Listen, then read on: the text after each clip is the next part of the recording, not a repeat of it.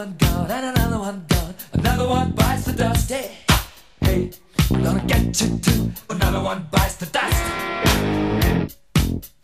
So, my shipping slip arrived a little later than I expected. Actually, a few hours after the initial call. And, well, it took some time, so it's another day. And we're going to continue the process. First things first, we're going to disconnect all the cables from the system.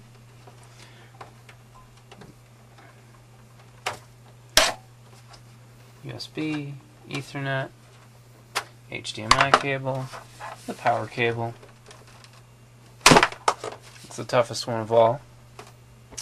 And then to remove the hard drive, you press it down on the little button, lift it a little first, let go, and bam, comes right out.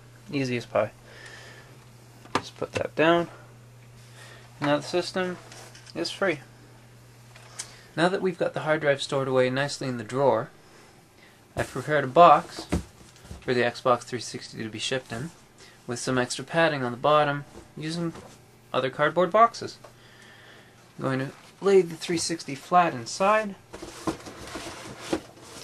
make sure it's protected by that padding,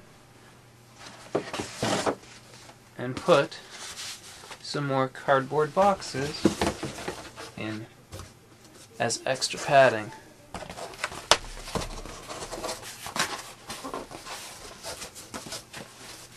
Just fold that up there.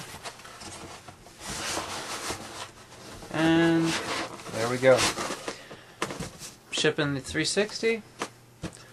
Get it back as soon as possible. We'll see how long that takes. They were telling us it took about 2 to 3 weeks, so we'll see how long it really does take.